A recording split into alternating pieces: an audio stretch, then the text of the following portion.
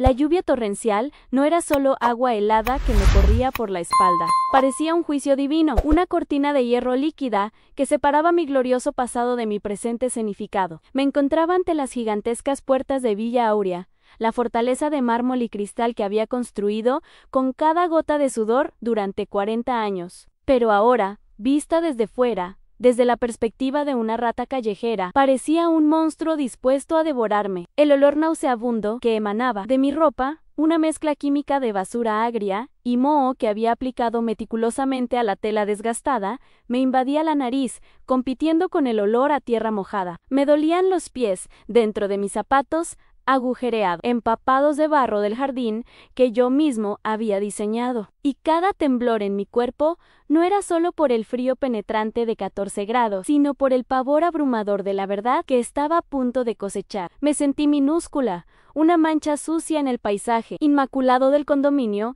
mientras el agua arrastraba la dignidad de la dama del imperio textil y dejaba solo a una anciana temblorosa y desesperada. Con la mano izquierda, la única que me permitía parecer menos sucia, presioné el botón dorado del intercomunicador, sintiendo el frío metal contra la sensible piel de mis dedos. Ese simple movimiento, que había hecho miles de veces con la arrogancia de quien posee la llave maestra, ahora exigía una valentía hercúlea, casi suicida. Sabía que la cámara de alta definición sobre el buzón capturaba cada detalle de mi miseria inventada en la peluca, de pelo canoso y enredado pegada a mi frente, el maquillaje que simulaba moretones de agotamiento y la postura encorvada de quien carga con el peso del mundo sobre sus hombros. Mi corazón latía erráticamente contra mis costillas, un tambor frenético que resonaba en el vacío de mi pecho, mientras ensayaba mentalmente la súplica que me desgarraría la garganta. Necesitaba ser convincente, necesitaba que la humillación fuera palpable,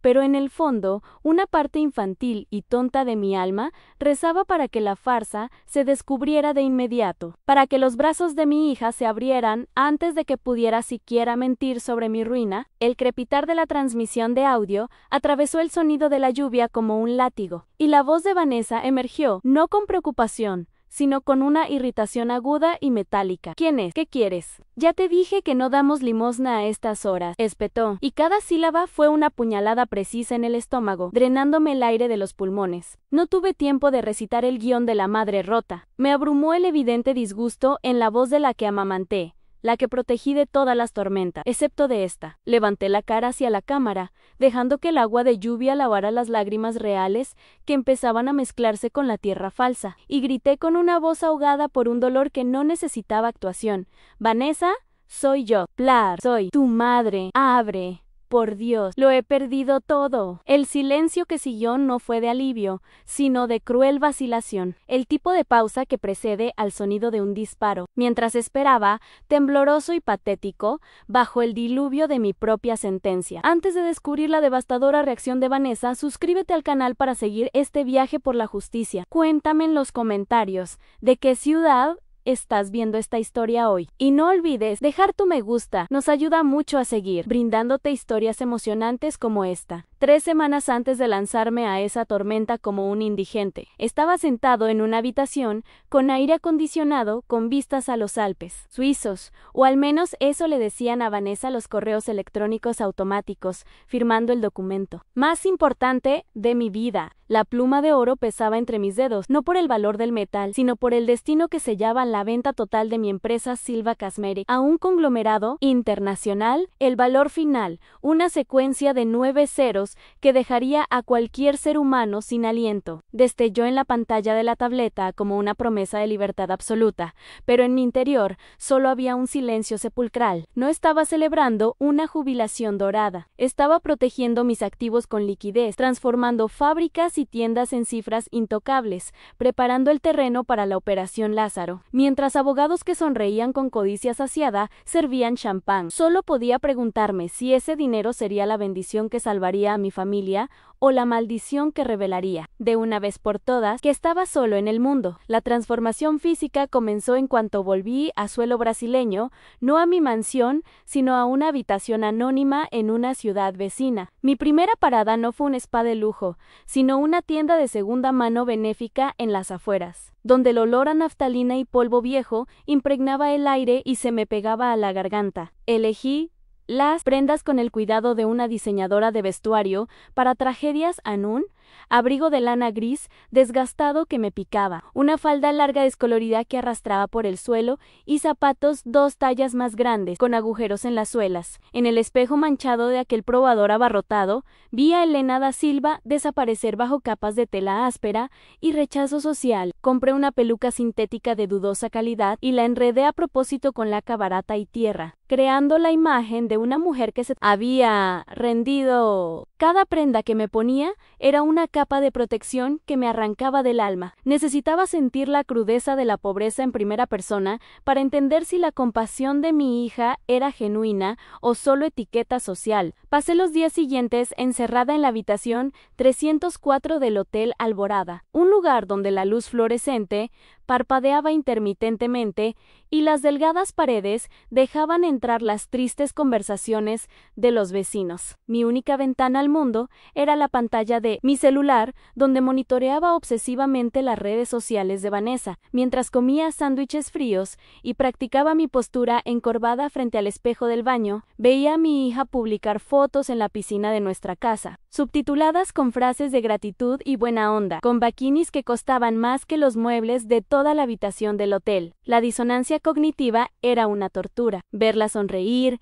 iluminada por filtros digitales, mientras me preparaba para humillarme en la puerta principal, me dejó un sabor amargo en la boca. Usó el límite de su tarjeta de crédito sin saber que la fuente se había agotado, y me pregunté, con pesar, si esa sonrisa desaparecería en el momento en que las tarjetas fueran rechazadas o si quedaría algún rastro de amor filial cuando el dinero se esfumara. Esa mañana, mientras el cielo se oscurecía, prometiendo un diluvio, supe que era el momento. Paré un taxi y pedí que me dejaran a 2 cuadras del condominio, bajo la mirada suspicaz del conductor, que frunció el ceño ante mi inventado olor a basura y vinagre. Caminé el resto del trayecto sintiendo la lluvia caer, densa e implacable, empapando mi peluca y haciendo que mi abrigo pesara 1 tonelada sobre mis hombros. Contra mi pecho protegí el viejo maletín de cuero marrón, el único objeto que no era lo que parecía, desgastado por fuera, pero que contenía en su interior el extracto bancario multimillonario y la revocación de mi testamento. Ese objeto era mi caja de Pandora. Temblaba no solo por el frío que me helaba los huesos, sino por la aterradora certeza de que, al cruzar esas puertas, mataría a la madre ciega que había sido durante décadas. Caminaba hacia mi propio funeral o mi renacimiento, y la respuesta estaba en las manos de la niña que había acunado. No nací con una cuna de oro. Mis manos, ya acostumbradas a firmar cheques y sostener copas de cristal, aún conservan el recuerdo táctil de la lejía y la sosa cáustica. Silva Cosmetics no surgió de una inversión ángel ni de una herencia familiar, sino de mezclas químicas preparadas en palanganas de plástico en el fondo de un garaje húmedo. Mientras mecía con el pie a Vanessa, recién nacida, recuerdo el acre olor amoníaco que impregnaba mi ropa y el ardor en los ojos tras noches de insomnio etiquetando botellas a mano, impulsado por el miedo visceral de que mi hija sufriera el hambre que yo padecí. Cada centavo que ganaba era una venganza contra la pobreza, un muro que construí ladrillo a ladrillo para proteger a mi familia del frío del mundo. Pero, irónicamente, al construir este castillo impenetrable, no me di cuenta de que me estaba amurallando por dentro, aislado por la misma riqueza que sacrifiqué en mi juventud. La viudez trajo una nueva capa de hielo a Villa Aurea cuando Alberto murió hace 2 años. El silencio que se había instalado en los pasillos de mármol se convirtió en una entidad física, pesada y sofocante, que caminaba conmigo. Descubrí a las malas que el dinero puede comprar el mejor ataúd y las flores más exclusivas, pero no puede comprar un abrazo que llene el vacío de la cama a tu lado. Vanessa lloró en el funeral, por supuesto, pero sus lágrimas se secaron tan rápido como se leyó el testamento. En los meses siguientes, me di cuenta de que mi utilidad para ella se había reducido a una firma en documentos de herencia y transferencias bancarias. Me sentía como un mueble viejo y caro tolerado por la tradición, pero incómodo en la disposición moderna, que ella deseaba para su vida. La soledad no era solo estar sola, era estar rodeada de sirvientes y lujo, pero sentir que a nadie le importaría si desaparecía mientras los salarios siguieran ingresando en la cuenta. Mi mayor error, y la herida que más sangra fue confundir amor con provisión. Crié a Vanessa como una princesa, evitándole cualquier esfuerzo, cualquier no, cualquier frustración, creyendo que eso era ser una buena madre. Le compré los juguetes que nunca tuve, los viajes con los que soñé, la ropa de diseñador que pedía a gritos. Convertí el cariño en una mercancía. Si estaba ocupada en la fábrica, la compensaba con una tarjeta de crédito sin límite. Si me perdía una presentación escolar, le regalaba un collar de diamantes. Hoy, cosecho los frutos podridos de esta siembra en una mujer de casi 30 años que jamás ha oído la palabra límite y que ve a su madre no como un ser humano con defectos y sentimientos, sino como un cajero automático humano que a veces falla y necesita mantenimiento. Maté su gratitud, saciándola antes de que sintiera hambre. La sensación de ser utilizada se convirtió en una tortura diaria, una aguja clavada bajo la uña que me dolía con cada movimiento. Nuestras conversaciones, cuando ocurrían, eran guiones prefabricados de manipulación. Entraba en mi oficina con una sonrisa ensayada, me llamaba mamá poderosa, me hacía cumplidos sobre mi peinado, y 5 minutos después llegaba la petición en un coche nuevo, un apartamento para invertir, un viaje a las Maldivas con amigos que ni siquiera conocía. Si dudaba, la sonrisa se transformaba en un ceño fruncido y surgían las frases venenosas: «Aner esta caña, se te ha subido el dinero a la cabeza, papá jamás haría eso». Cedía, siempre cedía, comprando paz momentánea y la ilusión de amor, mientras mi corazón se rompía un poco más con cada transacción, confirmando que el precio del cariño de mi hija era exactamente el saldo de mi cuenta. Hubo un momento, hace 6 meses, que sirvió como el primer temblor antes del terremoto. Tuve una crisis hipertensiva y me llevaron de urgencia al hospital. Mientras yacía en la camilla, con cables monitorizando mi agotado corazón, vi a Vanessa en un rincón de la habitación, escribiendo frenéticamente en su celular. Pensé que estaba alertando a su familia, preocupada. Pero entonces, la oí susurrar en un mensaje de audio a alguien: «No puedo creer que me vaya a perder la fiesta de Julian. Mi mamá tuvo un ataque. Cosas de la vejez, ¿sabes? Probablemente tardará un poco en qué fastidio». Ese qué fastidio resonó en mi mente con más fuerza que el pitido del monitor cardíaco. En ese instante, tumbada bajo la fría luz blanca de la sala, me di cuenta de que no era una prioridad, era un obstáculo logístico en su agenda social. El dolor en su pecho ese día no provenía de su corazón físico, sino de su alma, que finalmente comprendió que estaba sola. El miedo al futuro empezó a atormentarme durante las noches de insomnio. Me quedaba mirando el alto techo de mi habitación e imaginaba cómo serían mis últimos años. Si ahora, lúcida y poderosa, me tratan como una carga, ¿qué pasará cuando dependa de ella para comer, caminar y vivir? La imagen de ser internada en una residencia de ancianos de lujo, olvidada como un paraguas viejo, me aterrorizaba más que la muerte. Vanessa ya había insinuado que la casa era demasiado grande para mí, que estaría mejor en un lugar con profesionales. Sabía lo que eso significaba, quería ser el centro de atención para ella sola. Esta angustia se convirtió en obsesión. Necesitaba saber la cruda verdad. Necesitaba saber si, al quitarle el brillo dorado, quedaría algo de brillo en sus ojos.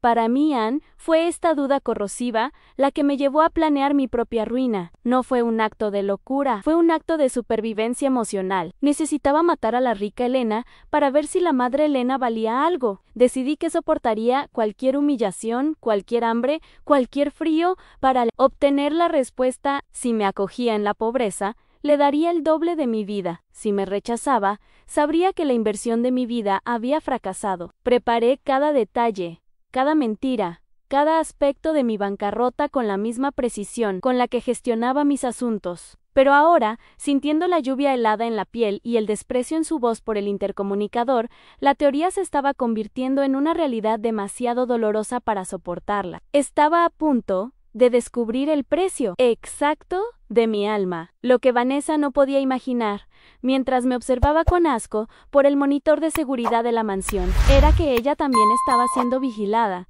pero con tecnología muy superior a la de nuestro portero electrónico. Tras la montura rota de mis gafas, toscamente remendada con cinta adhesiva amarillenta, se escondía una microcámara de alta resolución que capturaba cada píxel de su expresión, de desprecio. Un pequeño transmisor, fijado con adhesivo quirúrgico bajo mi blusa, sucia y húmeda, enviaba el audio en tiempo real a una nube segura. Yo no estaba allí simplemente como una madre suplicante. Estaba allí como una espía infiltrada en mi propia tragedia familiar. Esa grabación no sería para las redes sociales, donde reinaba con filtros de perfección, sino para el tribunal, si fuera necesario demostrar la indignidad de mi heredera. Sentir el frío del equipo contra mi piel cálida era un recordatorio constante de que, aunque parecía la víctima, aún tenía las riendas de aquella macabra farsa. Presionado contra mi pecho, protegido de la lluvia por mi cuerpo encorvado, estaba la pieza central de todo mi plan, un maletín viejo y desgastado de piel sintética que había comprado por unas monedas en una tienda de segunda mano. Para cualquier observador, y sin duda para los ojos elitistas de mi hija, parecía contener solo deudas, demandas legales y el peso del fracaso. Vanessa miraba ese objeto como si fuera basura contaminada, sin saber que contenía el documento más valioso que había tenido en mi vida. Dentro de esos compartimentos rotos se encontraba el contrato de compraventa final de Cosméticos Ubao, firmado y notariado, junto con un extracto bancario impreso esa mañana, que mostraba un saldo neto que superaba el valor combinado de todas las casas de ese condominio. Ese maletín era una bomba de relojería financiera, y yo tenía el detonador en la mano, esperando a ver si necesitaba hacer estallar su futuro, o si podía desactivarlo con un abrazo. La mentira sobre mi bancarrota no fue improvisada. Se orquestó con la misma astucia que he usado para destruir a la competencia en el pasado. Durante las últimas semanas, mientras supuestamente viajaba, instruí a mi equipo legal para que filtrara rumores controlados sobre irregularidades fiscales y estafas de accionistas fantasma. Me aseguré de que estos rumores llegaran a los amigos chismosos de Vanessa, creando terreno fértil para el pánico que ahora sentía. Necesitaba que creyera, sin la menor duda, que la fuente se había agotado, que ya no había más tarjetas negras ni transferencias de emergencia. Su miedo no era por mi seguridad, sino por la pérdida del estatus que mi dinero había comprado. Había creado un escenario de apocalipsis financiero perfectamente creíble. Una trampa psicológica hecha a medida para poner a prueba lo único que el dinero no puede auditar en el carácter. Más allá de los muros, discretamente estacionado a la sombra de un frondoso árbol a 50 metros, había un sedán negro con ventanas tintadas. Dentro, el doctor Sampeyo, mi abogado y confidente durante 30 años, lo monitoreaba todo a través de una tableta. El sonido de nuestra interacción llenaba el silencio del coche. Él era mi red de seguridad, la garantía de que si la humillación física iba demasiado lejos o si la policía intentaba algo brutal contra el mendigo, la farsa terminaría al instante. Saber que estaba allí, escuchando cada insulto que profería mi hija, me producía una extraña mezcla de consuelo y vergüenza. Quería que presenciara mi astucia, pero me dolía profundamente que tuviera que presenciar hasta dónde podía llegar mi propia hija. Él era el guardián de la verdad, dispuesto a intervenir con la autoridad de la ley, pero yo rezaba en silencio para no necesitarlo, para que Vanessa despertara de su trance egoísta por sí sola. La tensión del momento era casi insoportable. Un cable tenso a punto de romperse. Cada segundo de silencio del intercomunicador parecía una hora.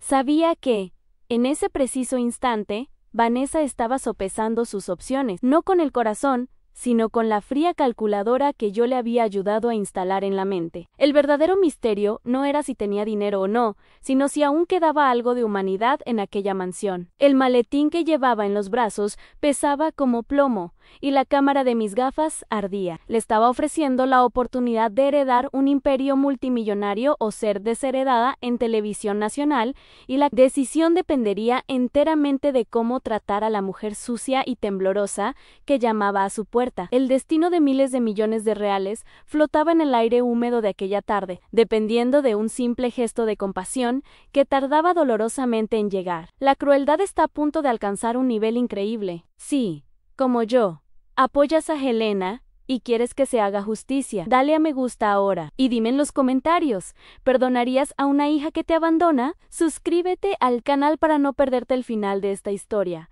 porque lo que viene a continuación es impactante. La lluvia, antes una molestia escalofriante, se transformó en una cortina violenta que aislaba el mundo a mi alrededor, como si la naturaleza conspirara para ahogar mis gritos. Me aferré a los barrotes de hierro de la puerta principal, sintiendo el metal resbaladizo bajo mis palmas sucias, mientras el agua me resbalaba por la cara. mezclándose con el maquillaje oscuro que imitaba los percebes de la calle. Mis dientes castañeteaban incontrolablemente, un sonido rítmico y patético resonando en mi cráneo, compitiendo con el trueno lejano. Miré a través de las grietas hacia el jardín, iluminado por cálidos focos, un paraíso artificial que parecía burlarse de mi miseria. La ironía era cruel, había elegido cada planta, cada piedra en ese camino, lo había pagado todo con noches de insomnio, y ahora estaba afuera, encerrada por mi propia creación, reducida a una intrusa indeseada en el santuario que había construido para proteger a mi familia. El dolor físico del frío era agudo, pero el dolor de ser ignorada por el hogar que la apoyaba era una herida abierta en su alma. Finalmente, la enorme puerta principal se abrió de par en par, y apareció Vanessa. No corrió hacia mí. Caminó con irritante lentitud hacia el balcón cubierto, resguardado de la tormenta por un techo de cristal. La vista era un estudio de violentos contrastes. Llevaba una bata de seda color champán que ondeaba con la brisa, sosteniendo una copa de vino tinto como si estuviera en una inauguración. Mientras yo estaba allí, una mancha gris y empapada en el paisaje. La luz del balcón proyectaba un halo dorado a su alrededor, transformándola en una deidad intocable y cruel. Me miró con la misma expresión de asco que reservaba para los insectos aplastados en la alfombra persa. No había preocupación en sus ojos, solo el frío cálculo de cómo mi presencia allí afectaría su tranquila velada. La distancia física entre nosotros era de solo 20 metros, pero el abismo emocional que se abrió en ese momento era insalvable, vasto como un océano de ingratitud. ¿Qué crees que haces ahí parada? ¿Los vecinos? Lo verán, gritó, con una voz que cortaba el sonido de la lluvia, con una agudeza metálica. Quítate de mi camino ahora mismo. Hueles a fracaso, Elena. No puedo creer que hayas tenido el valor de volver aquí así. Sus palabras me impactaron. No me llamó madre. Me llamó Elena,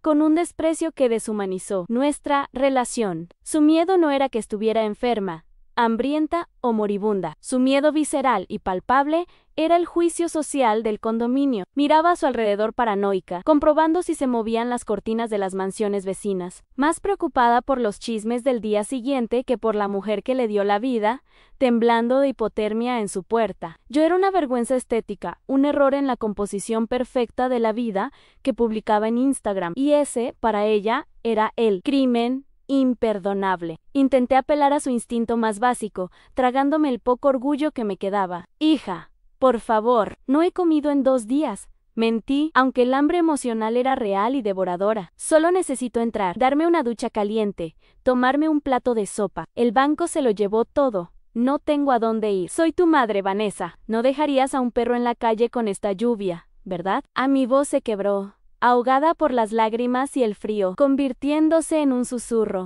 Me encorvé, abrazando el maletín de cuero contra mi pecho como si fuera un escudo, intentando parecer lo más pequeña posible, intentando evocar cualquier vestigio de piedad que pudiera haber quedado en el corazón de aquella niña que una vez corrió a mis brazos cuando le tenía miedo a la oscuridad. Pero la mujer que tenía delante no le tenía miedo a la oscuridad, le tenía miedo a la pobreza. Y yo ahora era la encarnación viviente de su peor pesadilla. La respuesta de Vanessa fue un acto de caridad tan humillante que dolió más que una bofetada. Metió la mano en el bolsillo de su bata y sacó una moneda. Con un gesto desdeñoso de la muñeca, arrojó el metal plateado a través de los barrotes de la verja. La moneda giró en el aire, brilló a la luz de la farola y aterrizó con un ruido sordo en el barro a mis pies. Toman 50 centavos, suficiente para comprar una barra de pan. Ahora vete de aquí antes de que llame a la seguridad del edificio para que retiren esta basura de mí. Acérame, quedé mirando la moneda cubierta de barro,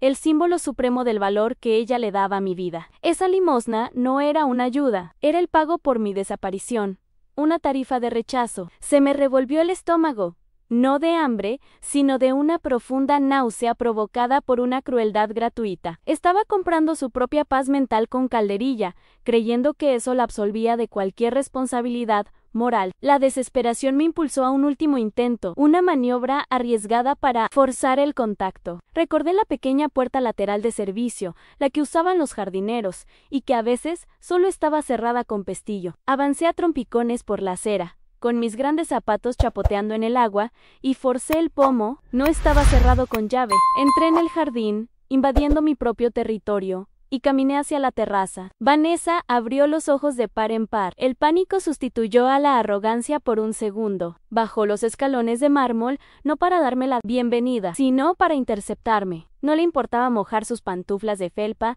ni el dobladillo de su bata. La urgencia de expulsarme era mayor que la incomodidad. Cuando me acerqué, extendí la mano, suplicando en silencio. Ella retrocedió como si tuviera lepra, protegiéndose el cuerpo con los brazos cruzados, con el rostro contorsionado en una mueca de absoluta repulsión. ¡No me toques! ¡Estás asqueroso!, gritó, y entonces, en un ataque de ira, me empujó. Sus manos, con uñas impecables, se estrellaron contra mis hombros cubiertos de trapos mojados. Debilitado por el personaje y el impacto emocional, perdí el equilibrio y caí sentado sobre la hierba empapada. La humillación fue total. Estaba en el suelo, en mi propia casa, derribado por mi hija. Te lo advertí, Elena. Te dije que no vinieras aquí a hacer el ridículo, gritó con voz histérica. Sacó el móvil del bolsillo. Le temblaban los dedos de la ira. Voy a llamar a la policía ahora mismo.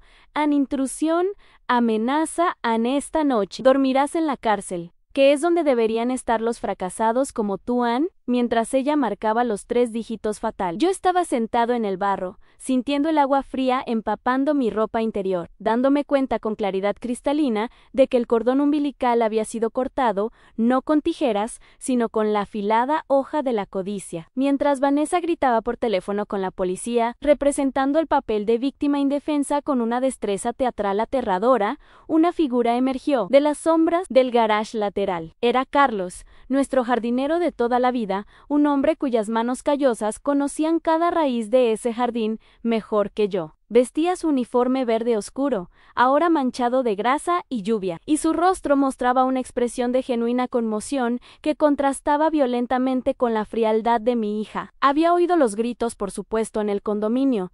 El silencio es la regla y el escándalo es el delito, pero a diferencia de los vecinos que se escondían tras las cortinas de seda, Carlos corrió hacia el alboroto. Sus ojos, acostumbrados a distinguir las plagas de las flores, se clavaron en mí, hundido en el barro. Por un segundo, vi la vacilación, la duda al procesar la imagen de la señora altiva transformada en mendiga, pero entonces brilló el reconocimiento. No vio la ropa sucia, vio mis ojos. ¿Señora Elena? ¡Dios mío! ¡Señora Elena!, exclamó, ignorando por completo la histérica presencia de Vanessa. Carlos corrió hacia mí, arrodillado sobre la hierba empapada, sin preocuparse por el barro que le manchaba los pantalones. No dudó, no retrocedió con asco ante mi olor artificial. Sus manos ásperas y cálidas sujetaron mis hombros temblorosos con suave firmeza, intentando levantarme. ¿Qué te hicieron? ¡Te estás congelando! ¡Por Dios! ¡Levántate! La humanidad en ese simple gesto, el roce sin repulsión, la preocupación en su voz, fue un cálido bálsamo derramado sobre mis heridas abiertas. En ese momento, el jardinero al que le pagué para podar mis rosas me ofrecía más dignidad que la hija a la que le había dado un imperio. Sentí una lágrima cálida correr por mi mejilla, real y dolorosa, mezclándose con la fría lluvia en mi rostro. Vanessa interrumpió la escena con un grito estridente, colgando el celular pero manteniendo la llamada activa para dramatizar la situación. «Carlos, quita las manos de esa asquerosa. ¿Te has vuelto loco? Es una intrusa, una vagabunda que vino aquí a robar», gritó, señalándonos con un dedo acusador como si estuviéramos conspirando contra la corona. La distorsión de la realidad en su mente era total. Se negaba a aceptar que esa lastimosa figura fuera su madre. O quizás, peor aún, sabía exactamente quién era yo y estaba dispuesta a negarme hasta el final para preservar su burbuja de perfección. «Aléjate de ella ahora, o te quedarás en la calle con ella. ¿No te pago el sueldo para que abraces a mendigos en mi jardín?», amenazó, usando el poder económico como látigo, la única arma que sabía blandir. Carlos, sin embargo, no se movió. Me miró a los ojos, la conexión silenciosa de quien reconoce la injusticia visceral. Se levantó, pero no para alejarse, sino para defenderme. «Señora Vanessa, es su madre. No la ve. Es la señora Elena. Necesita ayuda, un médico, un baño. Mire cómo está», argumentó, con la voz temblorosa de indignación, intentando apelar a la razón en un terreno donde solo crecía la locura. Corrió a la caseta del jardín y regresó segundos después, con una gruesa manta de lana que usaba en sus turnos de noche y un vaso de agua termal. Intentó cubrirme los hombros, un gesto instintivo de protección, ignorando las órdenes de la tiránica señora. Esa manta vieja y áspera me abrigaba más que cualquier abrigo de bisón que haya usado, porque estaba tejida con pura compasión. La reacción de Vanessa fue explosiva. Ver a una empleada desafiar su autoridad para ayudar con la vergüenza de la familia. Fue la gota que colmó el vaso de su ego inflado. «Estás despedida, despedida ya, fuera de mi casa, inútil. Llévate a tu amiguito apestoso», gritó, con la voz quebrada de rabia, su cara roja contrastando con la palidez de su maquillaje. Se abalanzó sobre mí y me arrancó la manta de la espalda, tirándola al suelo mojado con desprecio. «¿A esta mujer nadie la ayuda? Dije que nadie. ¿Viene la policía? ¿Y se los llevarán?» Por allanamiento.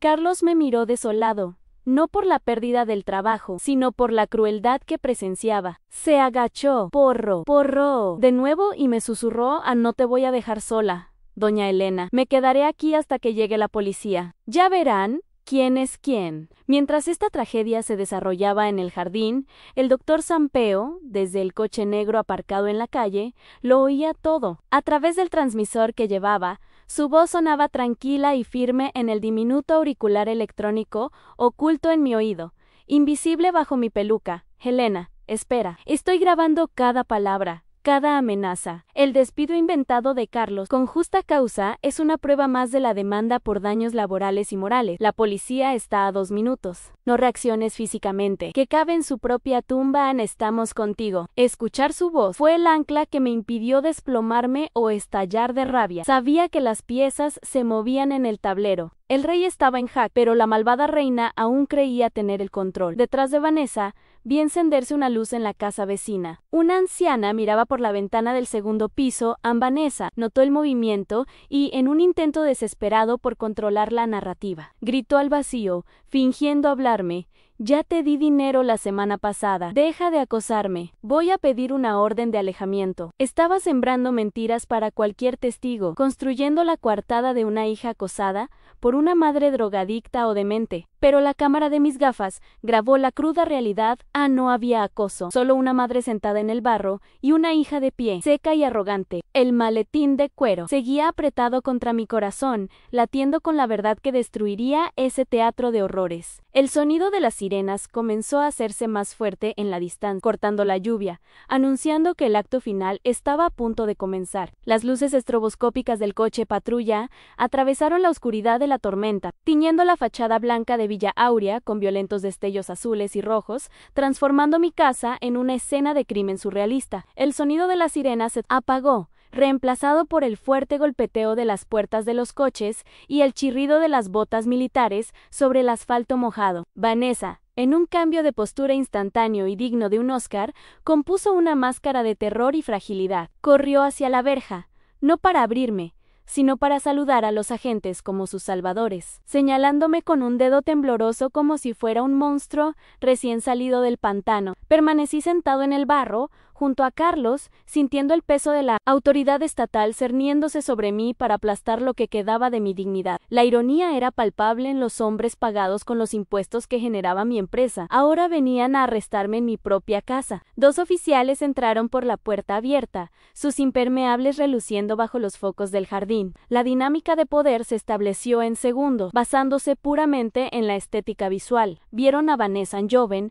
rica, vestida de seda, la imagen perfecta del ciudadano respetable, en peligro. Luego me miraron a mí viejo, sucio, andrajoso, la personificación del peligro urbano que debía ser desinfectado. El sesgo cognitivo fue inmediato y brutal. El oficial Mayo R., con el rostro endurecido por años de patrullaje, ya caminaba hacia mí con la mano en la pistolera, tratándome no como a una anciana, sino como una amenaza impredecible. «Aléjate de la señora», ordenó, con su voz autoritaria, que no dejaba lugar a réplicas. Carlos intentó intervenir, levantando las manos en señal de paz, pero fue bruscamente apartado. «Es su madre, oficial, es la dueña de la casa», gritó Carlos, pero sus palabras se las llevó el viento, ignoradas como un ruido de fondo irrelevante. Vanessa aprovechó el momento para consolidar su venenosa narrativa. «Gracias a Dios que estás aquí. Esta mujer está loca. Invadió mi jardín, agredió a mi jardinero», señaló a Carlos, distorsionando la realidad con frialdad psicópata,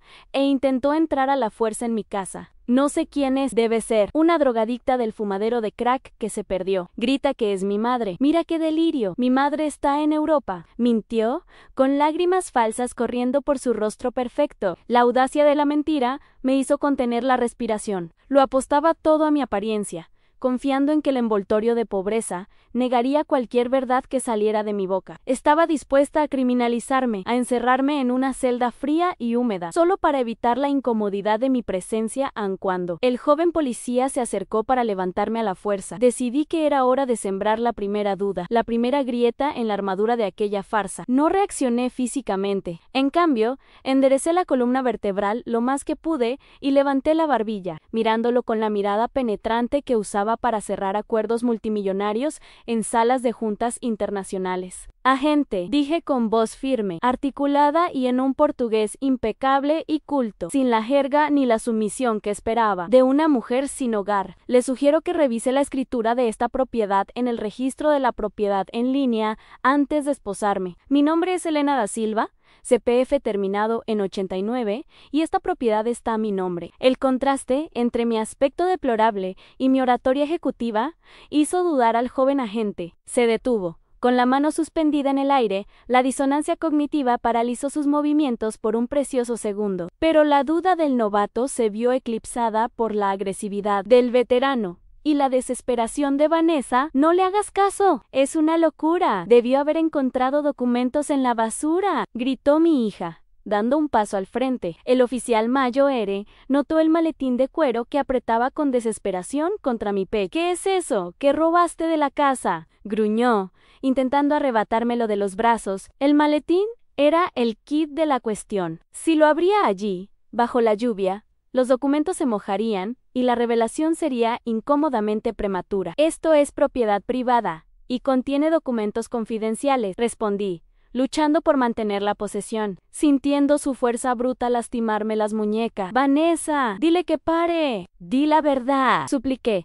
dándole una última y diminuta oportunidad de redención mientras me sacudían como una muñeca de trapo. La tensión llegó a un punto crítico. El policía logró jalarme un brazo a la espalda, torciéndolo dolorosamente para esposarme. El dolor agudo en el hombro me hizo soltar un gemido, ahogado, pero no grité. Mis ojos recorrieron el coche negro en la oscuridad de la calle. La puerta del conductor se abrió lentamente. Sabía que el doctor Sampaio se iba, que la farsa estaba terminando, pero necesitaba que Vanessa viera a las esposas. Necesitaba que viera cómo trataban a su madre como a una criminal y que aún le sostuviera la mirada. ¿Y lo hizo? Ann sonrió, con una pequeña sonrisa victoriosa en la comisura de los labios, aliviada al ver que se llevaban la basura. Con el clic metálico de las esposas al cerrarse en mi muñeca izquierda, su sentencia quedó firmada. No habría vuelta atrás. La justicia poética estaba a punto de emerger de entre las sombras, vestida de traje y corbata, pero el precio que pagué para llegar hasta allí fue la muerte de mi esperanza maternal. Esperen, liberen a esa señora inmediatamente, o prepárense para entregar sus placas mañana por la mañana. La voz de barítono del doctor Sampaio resonó por encima de la tormenta, no como un grito, sino como una sentencia judicial irrevocable. Emergió de la oscuridad como una entidad de orden en medio del caos, con un paraguas negro en una mano y ajustándose la corbata con la otra, completamente imperturbable ante el barro y la tensión. El efecto fue instantáneo. Los policías, entrenados para reconocer la jerarquía del poder, se quedaron paralizados. Aquel hombre exudaba la autoridad de quien cena con jueces y redacta las leyes que estos simplemente obedecen. Vanessa, que hasta entonces sonreía triunfante, palideció al reconocer el rostro del hombre que administraba todos los fondos fiduciarios de la familia, el guardián de las llaves de la caja fuerte que tanto codiciaba. Su presencia allí, en aquella escena dantesca, era una pieza que no encajaba en el rompecabezas simplista que había armado en su limitada mente. «Doctor Sampaio, ¿qué hace aquí a estas horas?», tartamudeó Vanessa, intentando recuperar el control de la narración, pero su voz salió delgada y estridente, delatando su nerviosismo. Intentó sonreír, esa sonrisa social que usa para manipular, y me señaló con desdén. Debe estar confundido. Esta mujer es una impostora, una loca que entró en mi casa haciéndose pasar por mi madre. Mamá está en Europa, ¿recuerda? Tenemos que internar a esta criatura. Su audacia al intentar convencer al abogado personal de su madre de que su propio cliente era un fraude reveló la profundidad de su negación. Estaba tan desesperada por mantener intacta su realidad que estaba dispuesta a cuestionar la cordura del hombre más lúcido que conocía, pero Sampaio no la miró. Mantuvo la mirada fija en los policías, con un desprecio gélido que hizo que el agente Mayo Ere tragara saliva y me soltara el brazo. No estoy confundido, Vanessa. Estoy decepcionado,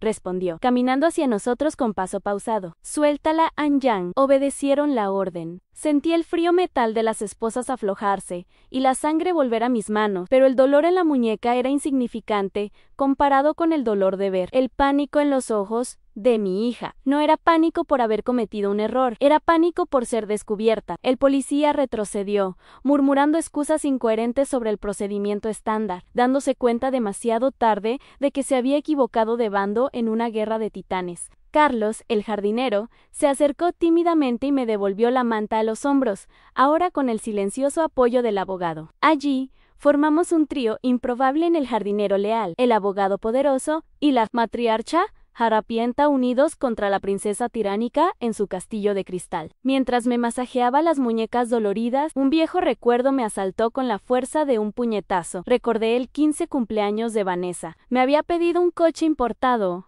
ilegal para su edad, y cuando me negué, se encerró en su habitación y destruyó todo lo que veía. En lugar de disciplinarla, enseñarle el valor de las cosas y el respeto, ¿qué hice? Le di una tarjeta de crédito ilimitada para compensar la frustración. Ese día, compré su silencio y vendí mi autoridad maternal. Le enseñé que el amor es transaccional, que la ira se recompensa con regalo y que no hay consecuencias para quienes se apellidan Silva mirando la hora. Temblando bajo el balcón no de frío, sino de miedo, comprendí que el monstruo que me echó de casa no nació hecho. Lo alimenté, cucharada a cucharada, con mi permiso culpable y mi ausencia disfrazada de generosidad. Están todos conspirando. ¡Eso es!, gritó Vanessa, retrocediendo hacia la puerta principal, presa de la paranoia. Intentan estafarme. Mi madre murió en el viaje y ustedes se las arreglaron para que esta doble de mendiga se quedara con el dinero. Voy a llamar a mi abogado. Los voy a demandar a todos. La acusación era tan absurda que rozaba el delirio, pero era el único refugio lógico que le quedaba. Aceptar que esa asquerosa mujer era su madre significaría aceptar que acababa de cometer el acto más vil de su vida. Era más fácil creer en una conspiración criminal que mirarse al espejo y ver la podredumbre de su propia alma. Preferiría que su madre estuviera muerta antes que asumir la responsabilidad de haberla tratado como basura. El silencio que siguió fue denso. Solo el sonido de la lluvia llenaba el espacio entre nosotros. Di un paso al frente, saliendo de la sombra del paraguas del doctor Sampaio. No necesitaba gritar a mí. Postura cambió. La postura encorvada de la anciana derrotada se desvaneció, dando paso a la columna erguida de la mujer que había negociado con tiburones de la industria durante 40 años. Deja de gritar, Vanessa, dije con voz tranquila, pero cargada de una gravedad que hizo que los policías retrocedieran un paso. A nadie murió, al menos, no físicamente, pero la hija que creía tener, murió esta noche, aquí mismo, en esta puerta, por 50 centavos. La atmósfera pasó de una operación policial a una tragedia griega. El escenario estaba preparado para la cruda verdad, y yo estaba lista para quitarme la máscara. Me llevé las manos a la cabeza con un movimiento lento y ceremonial, ignorando la lluvia que empapaba mis mangas. Con un tirón firme, me arranqué la peluca sintética de mechones enredados y sucios que había ocultado mi identidad durante semanas. El sonido del adhesivo al desprenderse de mi piel fue el único ruido audible en ese momento de suspense. Mi cabello real, una impecable melena plateada que había mantenido oculta bajo una redecilla, cayó libremente, mojándose al instante, pero devolviéndome el aura de dignidad que me pertenecía. La transformación visual fue una descarga eléctrica para todos los presentes. El mendigo desapareció, y en su lugar surgió la matriarca, la fundadora, la mujer que comandaba ejércitos de empleados con un simple arco de ceja. Los policías se retiraron instintivamente, bajando sus armas no letales. Confundidos por la metamorfosis de esa figura que exudaba autoridad incluso vestida con harapos, del bolsillo roto de mi abrigo saqué un pañuelo de seda pura que había mantenido limpio como un talismán de mi vida anterior. Con gestos precisos, quité el maquillaje oscuro y grasiento que simulaba la mugre de la calle, revelando mi piel cuidada, mis rasgos aristocráticos y sobre todo, el fuego frío de mis ojos. Vanessa lo observaba todo paralizada, con la boca ligeramente abierta, incapaz de procesar la realidad que se desplegaba ante ella. La loca que quería internar se disolvía, y la madre que despreciaba renacía como un fénix vengativo bajo la tormenta. El doctor Sampaio, en un gesto coreografiado de lealtad, dio un paso al frente y sostuvo el paraguas negro sobre mi cabeza, protegiéndome por fin de la lluvia, como un escudero que protege a su reina en el campo de batalla. La jerarquía natural del mundo se había restaurado. Dijiste que apestaba a fracaso, Vanessa. Empecé, con la voz proyectada con la claridad de quien se dirige a los accionistas, aguda y firme. Di 2 pasos hacia ella, invadiendo el espacio. Seguro que creía poseer, pero el olor que percibes no es a derrota, es el olor de la verdad que intentaste ocultar con tu perfume francés Admiraman. Observa detenidamente a la mujer que expulsaste. No soy una doble, soy la mujer que construyó el techo bajo el que duermes, y quien pagó por el suelo que pisas. Vanessa retrocedió, tropezando en los escalones de mármol, tapándose la boca con las manos temblorosas, mientras el horror del descubrimiento comenzaba a dilatarle las pupilas. Su arrogancia se evaporó, reemplazada por un terror infantil, no el de alguien que teme a un monstruo, sino el de alguien que teme perder su juguete favorito. Abrí el viejo maletín de cuero que sostenía contra mi pecho. El exterior estaba empapado y repelente, pero el interior, forrado con plástico impermeable, conservaba los papeles secos e inmaculados. Pensabas que esto era una deuda, ¿verdad? ¿Cobros? ¿Prueba de pobreza? Pregunté, sosteniendo el contrato de compraventa de Silva Cosmetics. El membrete, con el logo del conglomerado suizo,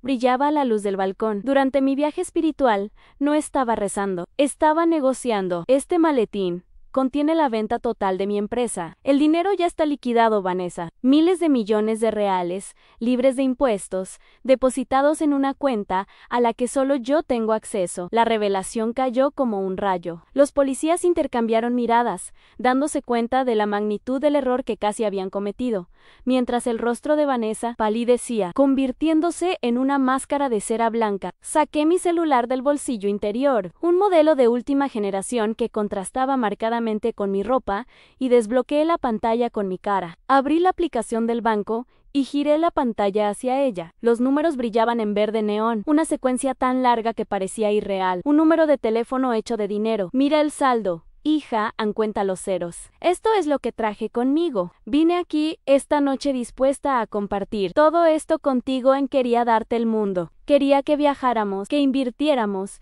que viviéramos sin preocupaciones durante generaciones. Su voz se apagó, con la mirada fija en la pantalla luminosa, hipnotizada por la fortuna que creía ser su derecho divino, la suma que resolvería su vida mediocre y saciaría su codicia desmedida para siempre. Pero solo tenía una pregunta. Continué, dejando el teléfono y guardándolo como si fuera una prueba irrefutable. Necesitaba saber si me amabas o amabas lo que te daba. Y para descubrirlo, tuve que convertirme en nada. Tuve que convertirme en polvo, suciedad y vergüenza. Señalé la moneda de 50 centavos que aún brillaba en el barro a los pies de Carlos. Y tu respuesta fue esa moneda. Valoraste el amor de una madre en 50 centavos. Cambiaste una herencia de $1,000 millones por un momento de arrogancia para no quedar en ridículo delante de los vecinos. Bueno, Vanessa, el trato está cerrado. Pagaste mi precio y yo acepté el pago. La crueldad de mi lógica era irrefutable. Había hecho un trato comercial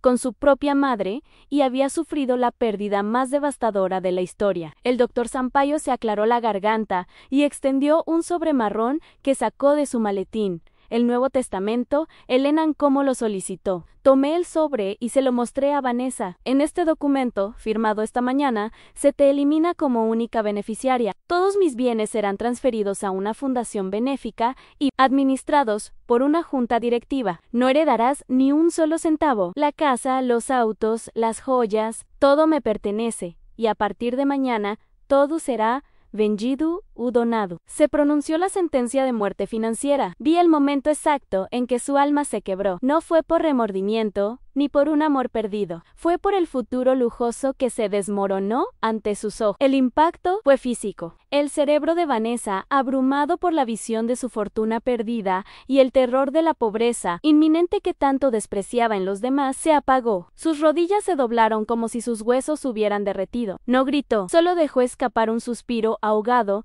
y se desplomó hacia adelante. Su cuerpo, vestido con seda cara, cayó pesadamente en el barro del jardín, salpicando agua sucia por todas partes. Irónicamente, su cara aterrizó a centímetros de la moneda de 50 centavos que me había lanzado. Allí estaban la heredera destronada, desmayada en el polvo que había intentado evitar, nivelada con la tierra, derrotada por su propia avaricia. Miré hacia abajo, sin mover un músculo para ayudarla. La justicia poética no necesitaba mis manos. La gravedad y el destino ya habían hecho el trabajo sucio. Miré el cuerpo de mi hija tendido en el barro, una mancha dorada y sin vida bajo la lluvia implacable. Años atrás, mi instinto maternal me habría hecho caer de rodillas junto a ella, gritando pidiendo ayuda, ofreciéndole mi propio aliento para reanimarla. Pero esa noche, bajo la intensa luz de los focos y con la verdad ardiendo en el pecho, solo sentí una calma gélida y desconocida. No era odio ni venganza, era la serenidad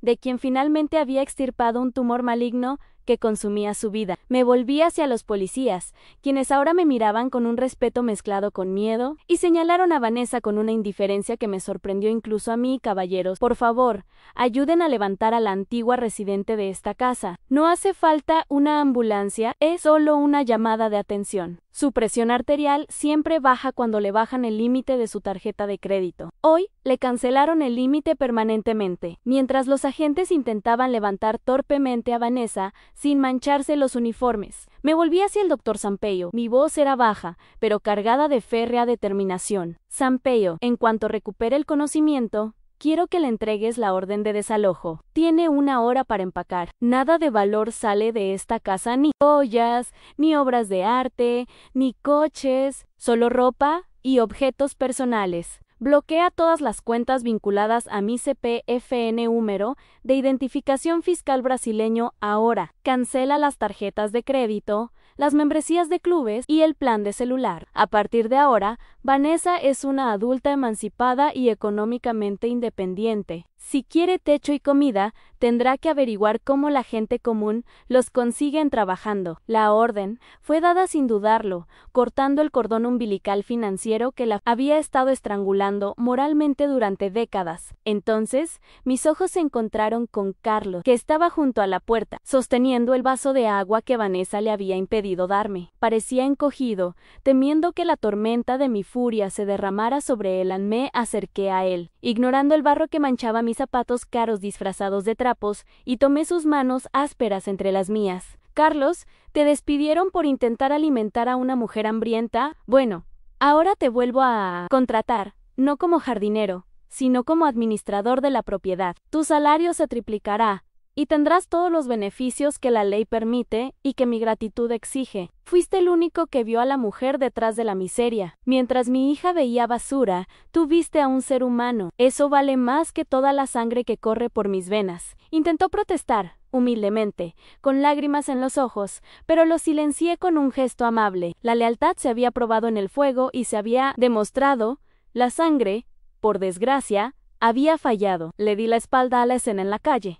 La policía, mi hija inconsciente, los vecinos curiosos, y caminé hacia la entrada principal de Villa Áurea. Subí los escalones de mármol, sintiendo un peso colosal disolverse con cada paso. Al cruzar el umbral de la enorme puerta, me detuve un momento. El aire acondicionado de la casa rozó mi rostro mojado, pero esta vez, el frío no era de soledad, era la frescura de un nuevo comienzo. Miré el imponente vestíbulo, la lámpara de araña de cristal, y por primera vez en años no me sentí como un invitado en mi propia vida. Esa casa ya no era el mausoleo de mi viudez ni el banco de mi hija, era mi santuario, recuperado. Cerré la puerta tras de mí, amortiguando el sonido de la lluvia y el caos exterior. El silencio que siguió no fue vacío, fue la música de mi libertad. Subí las escaleras hacia mi suite principal, no como la vieja fugitiva que había descendido horas antes, sino como la dueña, que reclamaba su trono. Entré al baño de mármol blanco y abrí los grifos dorados de la bañera, dejando que el agua hirviendo llenara la habitación con un vapor espeso y fragante. Me quité esos trapos sucios, pieza por pieza, y los tiré directamente a la basura, negándome a lavarlos. Llevaban la energía de la miseria y la mancha del rechazo de mi hija. Al sumergirme en el agua caliente, sentí un choque térmico casi espiritual. Me froté la piel con una esponja gruesa y jabón de lavanda, viendo cómo el agua se volvía gris con el maquillaje falso y la suciedad de la calle. Ese baño no era solo higiene, era un bautismo, un ritual sagrado de purificación donde lavaba no solo mi cuerpo, sino también la culpa tóxica de haber creado un monstruo. Estaba limpiando los vestigios de la madre permisiva para dar paso a la mujer justa. Al salir del baño, envuelta en una suave bata de algodón egipcio, me detuve frente al gran espejo que había desempañado con mis propias manos. Me miré fijamente, buscando en mis ojos a la Elena que había olvidado. Las arrugas de mi rostro no eran marcas de decrepitud, como había dicho Vanessa, sino mapas de supervivencia, trincheras de batallas ganadas contra el tiempo y el mercado. Por primera vez en años, me gustó lo que vi. Vi a una mujer de 62 años que tuvo el coraje de descender al infierno social para buscar la verdad y regresó completa. Sequé mi cabello real, gris y brillante, y apliqué mi crema de noche con la delicadeza de quien se ama, así mismo la soledad de la habitación, que antes me había atormentado con ecos de viudez, ahora parecía un lujo silencioso. No necesitaba una casa llena de gente vacía, necesitaba llenar el espacio con mi propia esencia, asfixiada por años de servidumbre maternal. Bajé al comedor, donde la mesa de 12 plazas solía ser el escenario de cenas frías y silenciosas con Vanessa, donde ella estaba con el teléfono y yo rogaba por su atención. Pero esa noche, la dinámica se rompería. Llamé a Carlos, que esperaba tímidamente en la cocina, todavía aturdido por el giro del destino. «Carlos, esta noche no comes en la despensa. Siéntate aquí, a mi derecha», le pedí con una sonrisa amable. Dudó, mirando sus botas limpias, pero obedeció. Serví la cena, yo mismo en una sopa sencilla y caliente, vino de una cosecha especial y pan fresco. El tintineo de los cubiertos no era incómodo, era la música de una nueva era. Allí, en esa mesa de caoba, donde antaño se sentaban presidentes y directores, cenaba con la única persona que me había ofrecido una manta cuando no tenía nada. La comida sabía a gratitud, y la conversación fluyó sobre flores, estaciones y niños ante temas reales, de personas reales. Mientras partíamos el pan, miré por la ventana panorámica que daba al portón del condominio. Afuera, la lluvia seguía cayendo, implacable y fría. Imaginé a Vanessa en algún lugar de esa noche oscura, tal vez en un hotel barato pagado con el dinero de la venta de algún pendiente que logró esconder, o tal vez en casa de alguna de esas amigas frívolas que la descartarían rápidamente al saber que el pozo se había secado. Sentí una punzada en el pecho, el fantasma del instinto maternal, pero la ahogué rápidamente con la razón. La calle sería la mejor maestra que Vanessa tendría. La escuela de la vida real, con sus lecciones de humildad y supervivencia, le enseñaría lo que mis mimos y tarjetas de crédito nunca pudieron. No la odiaba, la amaba lo suficiente como para dejarla romper, con la esperanza de que, al recomponerse, se convirtiera en alguien digno de ser llamado humano. Su dolor ahora era el único remedio para sanar su carácter. La operación Lázaro había llegado a su fin. Morí para mi hija, para renacer como yo misma. Descubrí, de la forma más brutal posible, que la sangre es solo una coincidencia biológica, una disposición genética que no garantiza lealtad, amor ni respeto. La verdadera familia es la que te reconoce incluso cuando estás cubierto de barro, es la que te sostiene de la mano. Cuando el cheque rebota, pasé mi vida construyendo un patrimonio para dejar como herencia, sin darme cuenta de que la mayor riqueza era la integridad de quienes estaban a mi lado. Carlos, el jardinero, era más mi hijo en espíritu que la mujer que llevaba en mi vientre. Firmar el Nuevo Testamento no fue un acto de venganza, sino un acto de justicia meritocrática. El dinero, que antes era una maldición que atraía parásitos, ahora sería la herramienta para hacer el bien en el mundo, lejos de las garras de la avaricia doméstica. Terminé mi copa de vino sintiendo una reconfortante calidez que me recorría el pecho, una sensación de paz absoluta que no había experimentado desde mi juventud. Estaba sola, técnicamente, pero me sentía rodeada de un sinfín de nuevas posibilidades. A los 62 años, mi vida no terminaba, apenas comenzaba, libre de las ataduras emocionales que me mantenían atrapada en el refugio seguro y estancado de la maternidad tóxica. Me levanté de la mesa, le di las buenas noches a Carlos con un firme apretón de manos y subí a mi habitación. Tumbada en la mullida cama, escuchando el repiqueteo de la lluvia contra el cristal de la ventana como una lejana canción de cuna. Cerré los ojos, segura de que mañana despertaría no como la madre de Vanessa, sino como Elena da Silva, la mujer que compró su libertad, con una moneda de 50 centavos y un coraje inconmensurable. La tormenta afuera podía arreciar, pero adentro, por fin, brillaba el sol. Esta historia demostró que los lazos de sangre son como la familia, pero la lealtad es lo que la hace. Si la actitud de Helena te conmovió profundamente, dale a me gusta ahora mismo. Y quiero saber tu opinión sincera en los comentarios. ¿Tendrías el valor de hacer lo que ella hizo o le darías una segunda oportunidad a Vanessa? Suscríbete al canal y activa la campanita, porque la próxima historia te llegará aún más al corazón. Hasta entonces.